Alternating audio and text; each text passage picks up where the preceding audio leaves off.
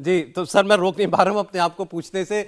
जो आपने जिस बात की सराहना की कि कुछ पुराने साथी जो छूट गए थे उनको बीजेपी साथ लाने के प्रयास कर रही है, जो अकाली दल हो या देवेगौड़ा साहब की पार्टी को लाने की कोशिश हो रही है, क्या जेडीयू और बीजेपी भी एक साथ आ सकते हैं? इन दिनों चर्चाएं तो बहुत है।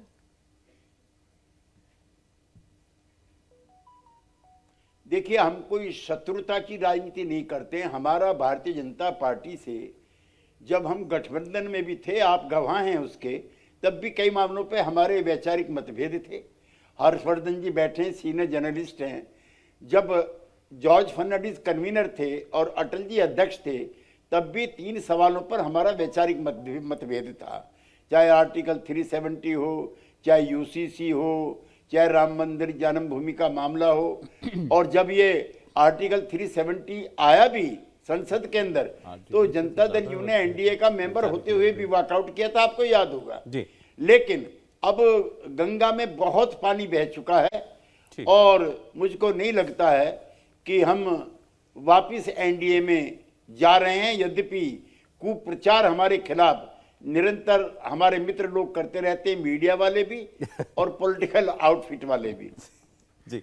अच्छा सर, जो आपने कभी कहा था कि ये छोटी छोटी चालाकियों से कुछ हासिल नहीं होता, जिन्होंने नाम बढ़ाया खड़गे साहब का, इसमें चालाकी क्या थी?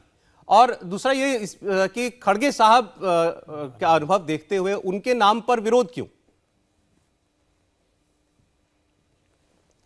नहीं, उनके नाम का विरोध नहीं है, प्रक्रिया से सहमति थी। आपको याद होगा, आपके संवाददाता मुंबई मीटिंग को कवर कर रहे थे, जहां सब सार्वजनिक तौर पर सर्वसम्मति से तय हो गया कि इसका कोई एक चेहरा नहीं होगा। जब ये चैप्टर दफनाया गया मुंबई में, दिल्ली में उठाने की क्या जरूरत थी? नंबर 1। नंबर 2, आप पहली शाम को प्रेस के सामने घोषणा कर रहे हैं कोई चेहरा नहीं होगा, मीटिंग में यकायक खड़े होकर के आप कहते हैं कि चेहरा होगा, तो ये अच्छी बात नहीं है, मर्यादित बात नहीं है। मैं पुनः फिर खड़गे जी को साधुवाद देना चाहता हूं, जिन्होंने इसको विराम दिया। सर्वसम्मति से खड़गे जी उम्मीदवार होते हैं, उनके गले में सबसे पहली माला हमारी पड़ेगी। लेकिन ये तय हो गया है कि कोई भी एक चेहरा नहीं होगा जी। तो ये भी सही है कि हमारी पार्टी की तरफ से हम भी ये मानते हैं कि नीतीश कुमार जी भी बहुत अच्छे चेहरे हैं, जिनके दामन में कोई दाग नहीं है। लेकिन जब मुंबई बैठक में बात ये तय हो गई, किसी अवसर पर किसी स्टेज पर हमने न इस प्रकार की लॉबिंग की और न इस प्रकार के वक्तव्य दिए जी। अब कांग्रेस पार्टी की तरफ से राहुल गांधी की एक और यात्रा की तैयारियां की जा रही हैं, उस पर वो निकलने जा रहे हैं। आपने ये भी कहा कि यात्रा निकालनी थी तो कांग्रेस की यात्रा नहीं, फिर इंडिया गठबंधन के साथियों को साथ लेकर के कोई इंडिया की यात्रा निकालनी चाहिए थी, और आपसे परामर्श भी नहीं हुआ इस बारे में। अब सौरभ जी कितना समय बचा है? आधी जनवरी के पास हैं, आधी फरवरी के आसपास बजट का एक संक्षिप्त स्वरूप आएगा, उसके बाद चुनाव शुरू हो जाएंगे और पदयात्रा का प्रोग्राम अप्रैल तक का है। अब बहुत अच्छा होता है, इस यात्रा का मैं स्वागत करता हूं। और एक चीज और ऑन रिकॉर्ड कहना चाहता हूं कि कांग्रेस पार्टी जितनी मजबूत होती है, हमारा गठबंधन उतना ही शक्तिशाली होता है। हम कांग्रेस पार्टी की बढ़त के खिलाफ नहीं है, न पदयात्रा के खिलाफ है। लेकिन एक तो कांग्रेस की भारत जोड़ो यात्रा के बजाय ये इंडिया गठबंधन के बैनर के नीचे हुई होती, जो चुनाव के दिनों में इसका महत्व और बढ़ता और इसकी व्यापकता भी और बढ़ती।